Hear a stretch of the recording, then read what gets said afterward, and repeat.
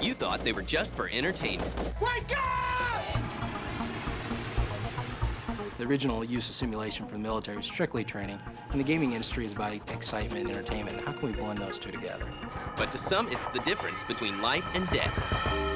The Army has zero tolerance for casualties. When they lose a guy, that means that an 18-year-old kid is going home in a body bag and his parents get a letter. We need backup and transport it. We are trying to tie together the Army's training objectives with the entertainment aspect of the game. From my military background, I recognize that anything that enhances the performance of soldiers has got to be a good thing. So gear up and get ready. Stand by! Go, go, go! Soldiers were playing on their own time at all hours of day and night, voluntarily training. And this is not something that generally happens. This is gaming in the military.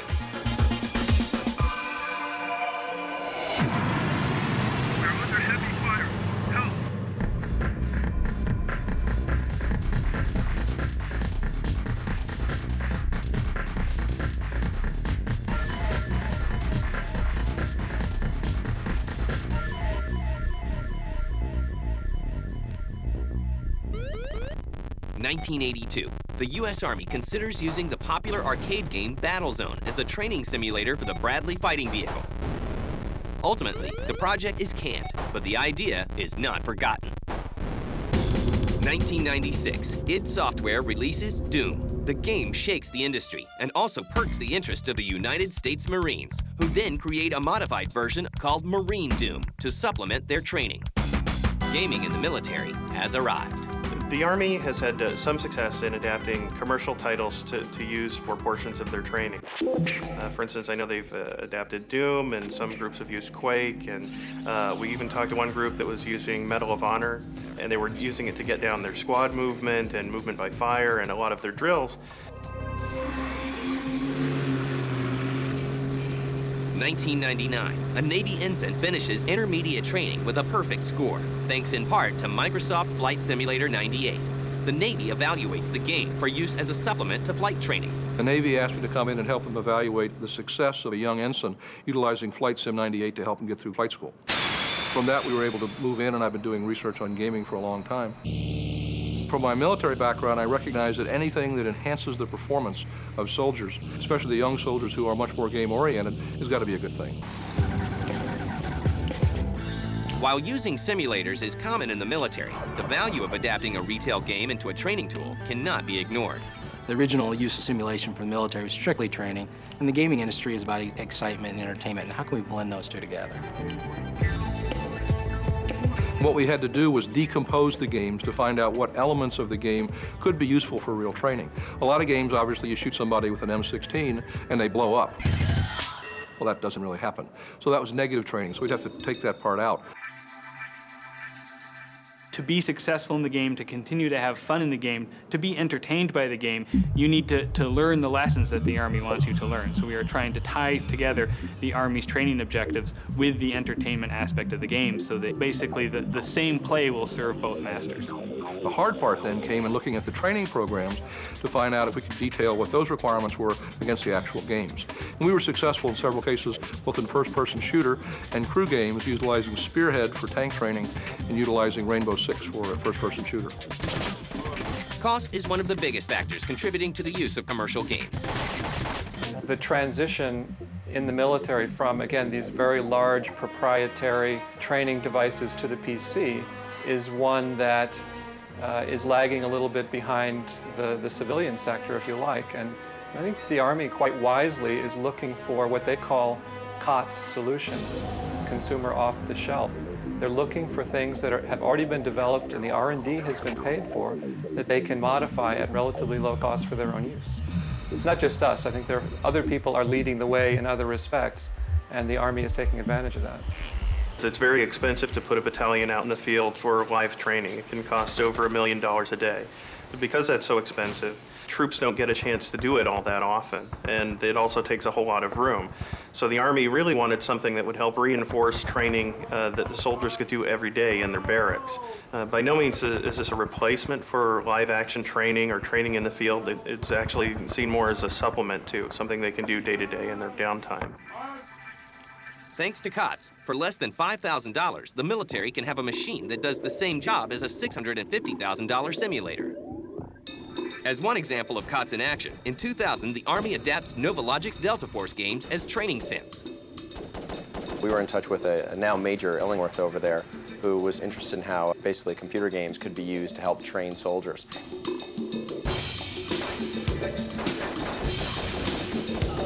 He's working with the Land Warrior Project, which is outfitting the next generation of soldier with technological equipment.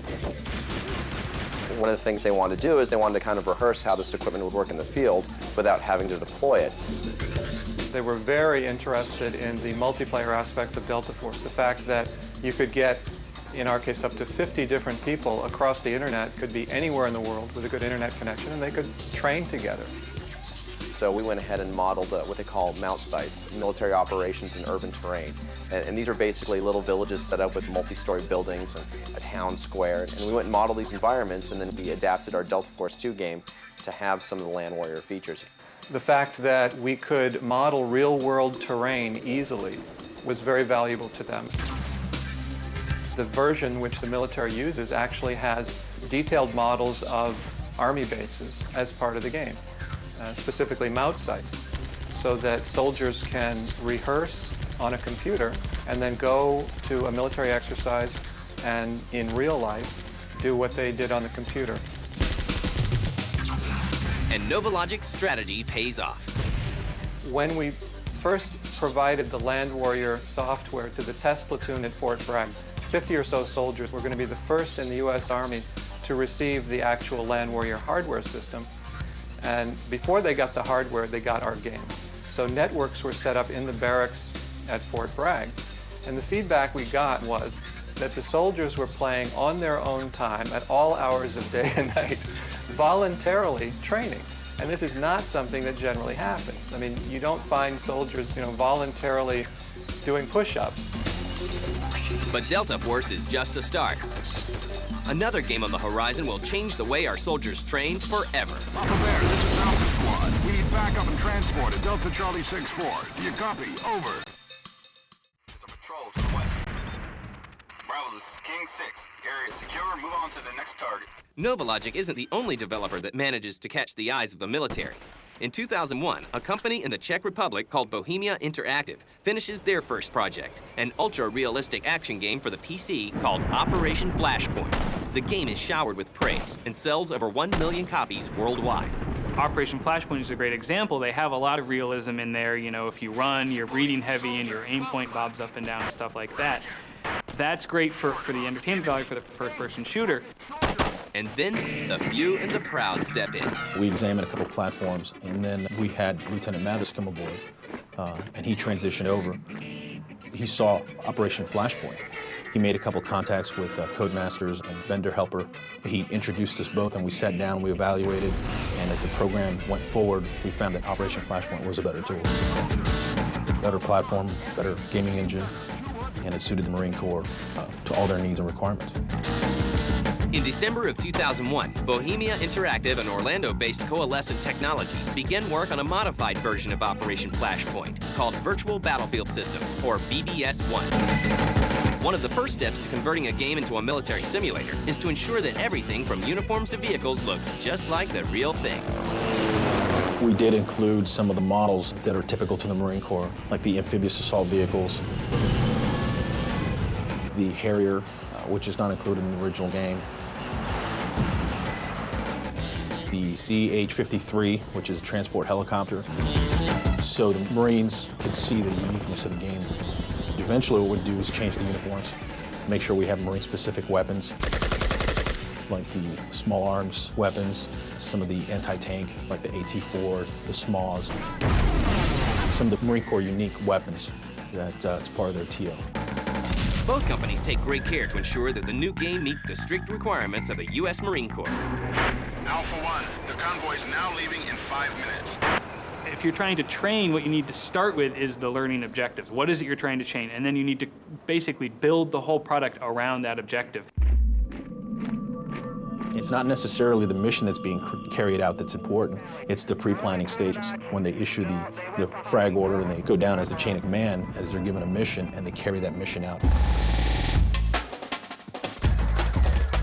It's the actual role rehearsal and the pre-planning and then the debriefing. What went wrong? What happened? Why didn't you accomplish this mission? In February 2002, the Marines began using VBS-1, and its execution looks a lot like your average LAN party. Typically how we set it up is we have 16 computers. So the team's a little bit offset, but what we would do is we would have maybe 3 to 4 fire teams playing against what they call an opposition force, which is actually guys behind the computer playing the bad guys. While both Delta Force and Operation Flashpoint are games that became training tools, sometimes this transformation can go the other way around. The most recent example is Full Spectrum Warrior, a strategy game developed by Pandemic Studios. The Full Spectrum Warrior started off initially as a training project for the U.S. Army so that they could better train their incoming light infantrymen in how to fight in an urban combat environment.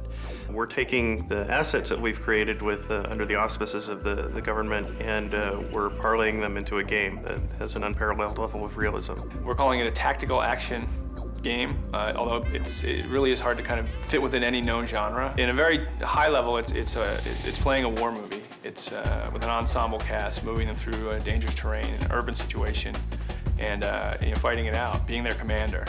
The first version of Full Spectrum Warrior is built for the Army from the ground up with a budget of $5 million. One of the primary differences between what they did with us and what they did with the other games is that rather than adapting an existing civilian software product, they actually came to us and formed the software product so that it directly incorporates the training and doctrine in the very core of the gameplay. So this was developed specifically by the Army, for the Army. As a result, there are some key differences between Full Spectrum Warrior and other games. The goal for most games is purely on excitement and the emotional thrill and the graphical experience. Tango down! Whereas the Army's goals are really to train their soldiers, not necessarily to make big explosions, but to accomplish their mission with the least possible use of force and also to keep their guys safe. You know, in a game, keeping your guys safe is not a really major factor. If you lose a guy, you just hit reload or you get another life. The Army has zero tolerance for casualties. When they lose a guy, that means that an 18-year-old kid is going home in a body bag and his parents get a letter. And to turn this military game into a commercial product, a little bit of Hollywood comes into play. When people play games, they expect a little more graphic and audio impact, akin to what they see in movies.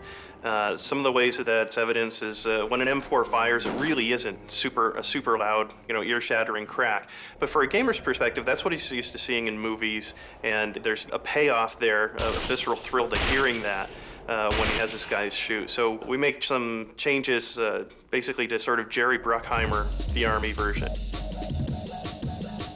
We'll have a story to kind of keep it all together so it makes sense and progresses through. So what type of cargo does it need to have? Something that we wouldn't want the bad guys to get. We're also going to add more individuality to the characters. In the Army version, who the characters weren't as important as just making sure that they behave like humans.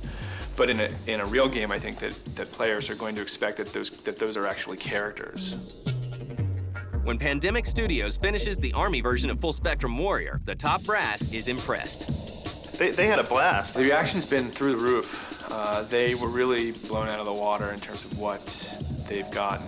Their traditional simulations like this are like Excel spreadsheet, little dots, top down, move it runs a little, very turn-based. And they were just amazed that they are able now to actually visualize what it means to be in an urban combat situation. With the Army version done, Pandemic focuses on the retail version, which hits store shelves in the first quarter of 2004. Contain the enemy with explosive force. Meanwhile, the Army decides to try their hand at something completely different. Sir, that's not the enemy!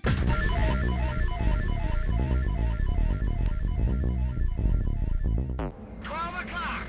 Enemy. MI-17. 1,000. While the military has success adapting commercial games into training tools and vice versa, In 2000, the Army begins work on something completely different. The project is a game, but instead of using it as a training tool, it will be used for recruiting. The name of the game is America's Army. Colonel Wardinsky, who came up with the idea, he saw his teenage son being online quite a bit. So he came up with the notion of saying, why not play Army, if you will, on the internet? So it seemed like a natural marrying up of the Army, a new piece of technology, and the internet. And that was the idea that sort of led to building the Army game. Uncle Sam enlists the aid of the Moves Institute in California to help make the Army game. The budget is estimated at $7.5 million. The mission of the Moves Institute is to do basic research, application, and education in the grand challenges of modeling virtual environments and simulation. Areas we work in are 3D visual simulation,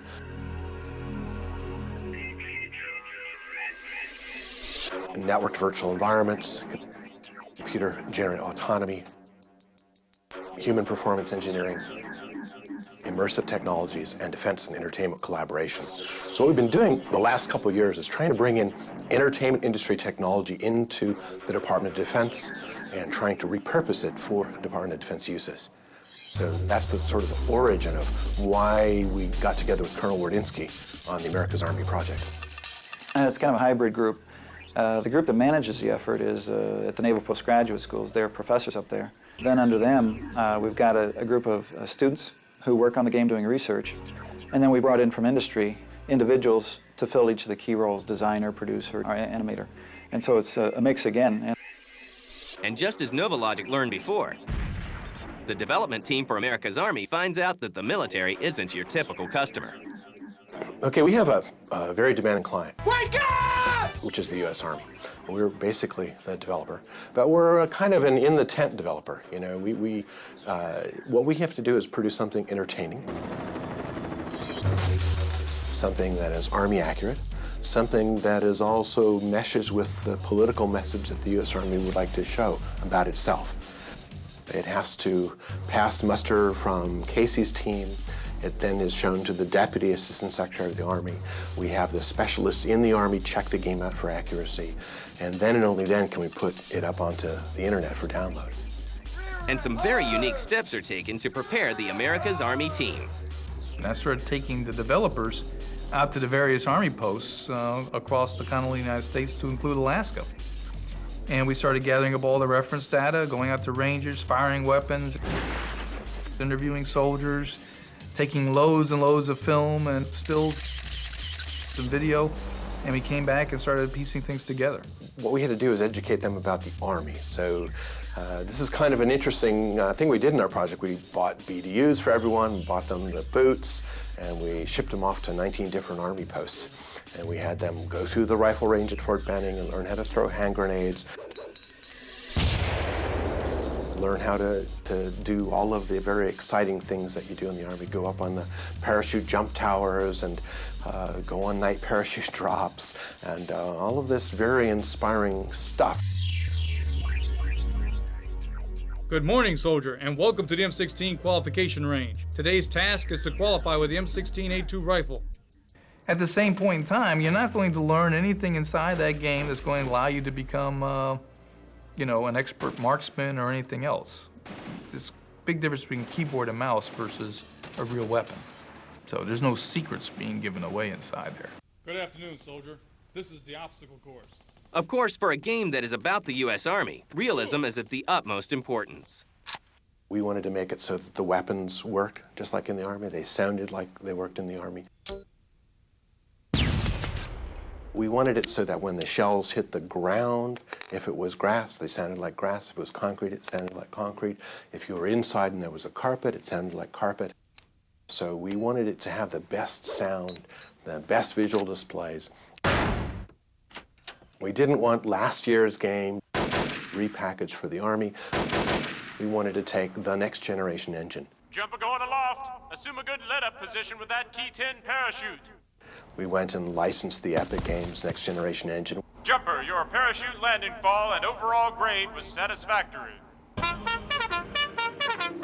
In 2002, the game is finally finished. The ensuing launch of America's Army is more successful than anyone imagined.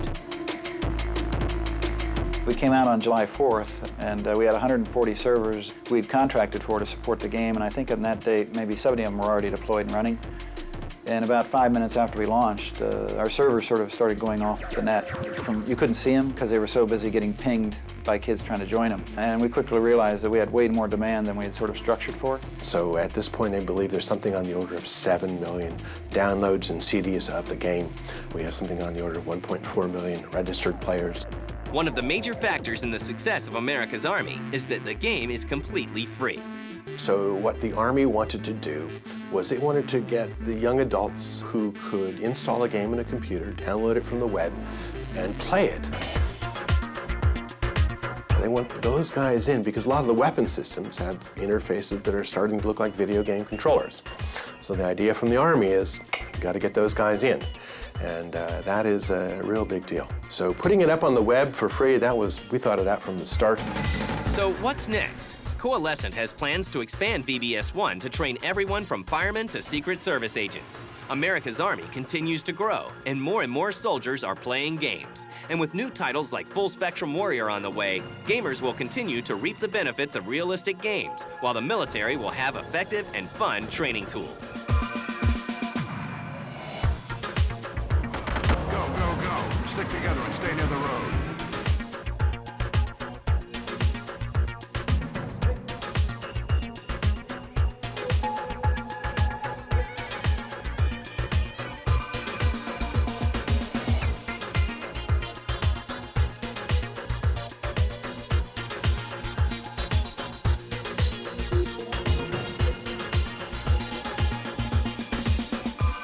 Your overall grade was satisfactory.